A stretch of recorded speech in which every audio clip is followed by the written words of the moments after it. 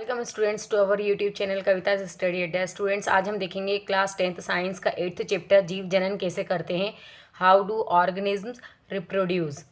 Page number 142, first question, DNA प्रतिकृति का प्रजनन में क्या महत्व है। डीएनए आनुवांशिक पदार्थ है जो कि कोशिका में उपस्थित क्रोमोसोम में पाए जाते हैं। डीएनए प्रोटीन का बना सूचनाओं का वहन करने वाली इकाई है। विशिष्ट प्रकार की प्रोटीन से विशिष्ट प्रकार की बॉडी बनती है। डीएनए ही किसी वैयक्तिक इकाई इंडिविजुअल यूनिट के शरीर विन्यास के लिए उत्तरदायी है। इस प्रकार से डीएनए ही वह इकाई है जो कि प्रतिकृतिकरण या रेप्लिकेशन द्वारा जनकों से संतति में पहुंचती है तथा आनुवांशिक सूचनाओं को संतति में पहुंचाती है तथा संतति को जनकों के समान बनाती है। स्टूडेंट्स, ये डीएनए है जो रेप्लिकेशन कर रहा है अर्थात प्रतिकृतिकरण कर रहा है। तो एक डीएनए के दोनों स्ट्रैंड से अलग अलग दो प्रकार के नए डीएनए का निर्माण हो रहा है जो कि अगली पीढ़ी में संतति में पहुंचते हैं। पेज नंबर 142, सेकंड क्वेश्चन, जीवों में विभिन्नता स्पीशीज के लिए तो लाभदायक है परंतु व्यष्टि या इंडिविजुअल के लिए आवश्यक नहीं, क्यों। जीवों में विभिन्नता स्पीशीज के लिए तो लाभदायक है परंतु व्यष्टि के लिए आवश्यक नहीं। कभी कभी वातावरणीय दशाओं के कारण स्पीशीज नष्ट हो जाती है। उदाहरण के लिए, यदि पानी का ताप तेजी से बढ़ता है तो अधिकतर बैक्टीरिया मर जाते हैं तथा कुछ बैक्टीरिया ही उस ताप को सहन करने के लिए अनुकूलित रह पाते हैं तथा जीवित रह पाते हैं। उपरोक्त उदाहरण से स्पष्ट होता है कि यह विभिन्नता वहाँ नहीं थी क्योंकि कुछ ही बैक्टीरिया जीवित रह पाए। मतलब जो उत्पन्न विभिन्नता थी वह अचानक से आई और कुछ ही बैक्टीरिया उसमें सर्वाइव कर पाए। अतः विभिन्नता स्पीशीज़ की उत्तरजीविता के लिए आवश्यक होती है। जो जीव उस एटमॉस्फेयर, उस ताप को सहन कर पाए, जो बैक्टीरिया वही जीवित रह पाए, तो उनमें विभिन्नता आ गई। विभिन्नता इस प्रकार से आई कि वे उच्च ताप को भी सहन करने वाले बन गए। पेज नंबर 146, फर्स्ट क्वेश्चन, द्विखंडन बहुखंडन से किस प्रकार भिन्न है। द्विखंडन में वातावरण की परिस्थितियां अनुकूल होती, बहुखंडन में वातावरण की परिस्थितियां प्रतिकूल होती हैं। द्विखंडन में एकमात्र जीव से दो संतति जीव बनते हैं, बहुखंडन में एकमात्र जीव से अनेक संतति जीव बनते हैं। द्विखंडन में केंद्रक विभाजन के साथ ही कोशिका द्रव्य का विभाजन भी हो जाता है। बहुखंडन में केंद्रक का विभाजन होने के बाद प्रत्येक संतति केंद्रक के चारों ओर थोड़ा थोड़ा जीव द्रव्य एकत्र हो जाता है। स्टूडेंट्स, ये अमीबा में द्विखंडन दिखाया गया। यहाँ पर एक मात्र संतति कोशिका से दो संतति कोशिका बन जाती हैं। यहाँ ये जो मात्र कोशिका है इसका केंद्रक एलोंगेटेड हो जाता है, लंबा हो जाता है और वहीं से एक फरो या खांच का निर्माण होता है जिससे कि दो संतति अमीबा का निर्माण होता है। और ये प्लाज्मोडियम वाइवेक्स में बहुखंडन दिखाया गया है जिसमें केंद्रक का विभाजन होता है और उसके चारों ओर थोड़ा थोड़ा जीवद्रव्य एकत्रित हो जाता है। ये जो बहुखंडन होता है ये विपरीत परिस्थितियों में होता है और जब अनुकूल परिस्थितियां आती हैं, प्रतिकूल परिस्थितियां हट जाती हैं, अनुकूल परिस्थितियां आती हैं तो ये जो आसपास का सिस्ट है ये फट जाता है और नए जीवन यापन करते हैं। पेज नंबर 146, सेकंड क्वेश्चन, बीजाणु द्वारा जनन से जीव किस प्रकार लाभान्वित होता है। बीजाणु द्वारा जनन से जीवों का निम्न प्रकार से लाभ होता है। एक स्पोरेंजिया या बीजाणुधानी में कई बीजाणु उत्पादित होते हैं। बीजाणु हवा के द्वारा आसानी से दूर दूर तक जा सकते हैं जिससे एक ही स्थान की प्रतिस्पर्धा नहीं रह पाती।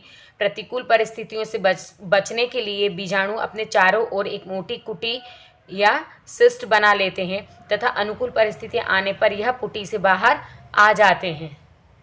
नेक्स्ट क्वेश्चन, क्या आप कुछ ऐसे कारण सोच सकते हैं जिससे पता चले कि जटिल संरचना वाले जीव पुनरुद्भवन द्वारा नई संतति उत्पन्न नहीं कर सकते।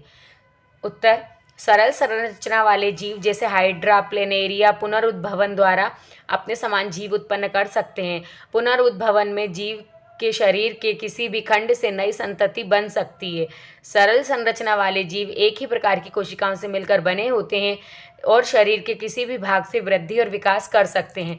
जटिल जीवों में अंग तंत्र स्तर का संगठन पाया जाता है। शरीर के सभी अंग इकाई रूप में कार्य करते हैं। हर अंग हर अंग तंत्र में कार्य के अनुसार कोशिकाएं पाई जाती हैं। जटिल संरचना वाले जीव विभिन्न प्रकार की कोशिकाओं से बने होते हैं।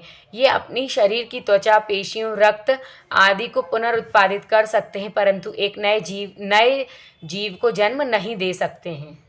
क्वेश्चन, कुछ पौधों को उगाने के लिए कायिक प्रवर्धन का उपयोग क्यों किया जाता है? कुछ पौधों को उगाने के लिए कायिक प्रवर्धन का उपयोग किया जाता है। यह वह गुण है जिससे पौधे के किसी भी भाग से नए पौधे उत्पन्न होते हैं। जड़, तना तथा पत्तियां उपयुक्त परिस्थितियों में विकसित होकर नया पौधा बनाती हैं। कायिक प्रवर्धन द्वारा उगाए गए पौधों में बीज द्वारा उगाए गए पौधों की अपेक्षा कम समय में पुष्प तथा फल लगने लगते हैं। पर्तन, कलम, रोपड़ जैसी कायिक प्रवर्धन का उपयोग करके गन्ना, गुलाब, अंगूर आदि की खेती की जाती है।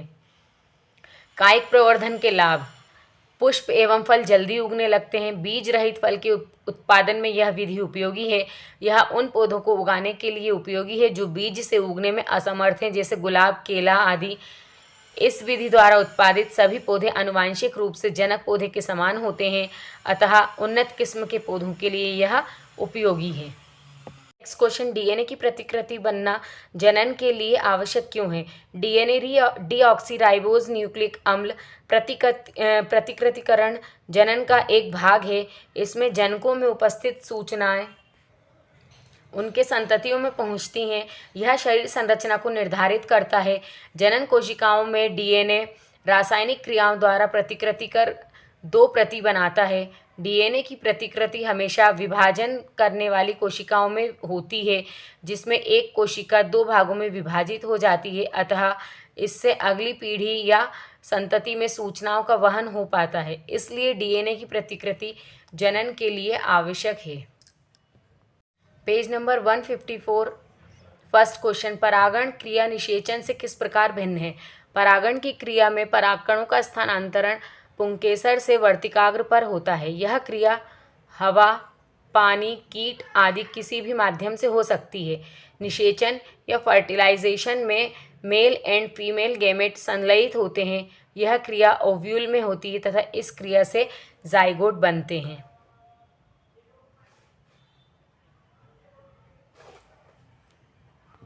नेक्स्ट क्वेश्चन, शुक्राशय और प्रोस्टेट ग्रंथि की क्या भूमिका है? प्रोस्टेट तथा शुक्राशय अपने स्राव शुक्रवाहिका में डालते हैं, जिससे शुक्राणु एक तरल माध्यम में आ जाते हैं। इसके कारण इनका स्थानांतरण सरलता से होता है। साथ ही यह स्राव उन्हें पोषण भी प्रदान करता है। नेक्स्ट क्वेश्चन, यौवनारंभ में के समय लड़कियों में कौन से परिवर्तन दिखाई देते हैं? शरीर के कुछ नए भागों जैसे कांख एवं जांघों के मध्य जननांगों के क्षेत्र में बाल गुच्छ निकल आते हैं। उनका रंग भी गहरा हो जाता है। पैर, हाथ व चेहरे पर भी महीन रोम आ जाते हैं। त्वचा अक्सर तेलीय हो जाती है, कभी कभी मुहासे भी निकल आते हैं। लड़कियों में स्तन के आकार में वृद्धि होने लगती है तथा स्तनाग्र की त्वचा का रंग भी गहरा हो जाता है। इस समय लड़कियों में रजोधर्म शुरू होने लगता है। नेक्स्ट क्वेश्चन, माँ के शरीर में गर्भस्थ भ्रूण को पोषण किस प्रकार प्राप्त होता है? भ्रूण को माँ के रक्त से ही पोषण मिलता है। इसके लिए एक विशेष संरचना होती है जिसे प्लेसेंटा कहते हैं। यह एक तश्तरी नुमा संरचना होती है जो कि गर्भाशय की भित्ति में धसी हुई रहती है। इसमें भ्रूण की ओर के ऊतक में प्रवर्ध होते हैं। माँ के ऊतकों में रिक्त स्थान होता है जो प्रवर्ध को आच्छादित करते हैं। यह माँ से भ्रूण को ग्लूकोज, ऑक्सीजन तथा अन्य पदार्थों के स्थानांतरण हेतु एक बृहद क्षेत्र प्रदान करता है और इस प्रकार से माँ के रक्त द्वारा गर्भस्थ भ्रूण को पोषण मिल जाता है। नेक्स्ट क्वेश्चन, यदि कोई महिला कॉपर्टी का प्रयोग कर रही है तो क्या वह उसकी यौन संचरित रोगों से रक्षा करेगा? आंसर, नहीं, यह यौन संचरित रोगों से रक्षा नहीं करेगा क्योंकि यह सीमेन का प्रवेश नहीं रोक पाता है। स्टूडेंट्स, आई होप आपको ये वीडियो पसंद आया। आपको यदि ये पसंद आया तो लाइक कीजिए, शेयर कीजिए और सब्सक्राइब कीजिए। मिलते हैं नेक्स्ट वीडियो में।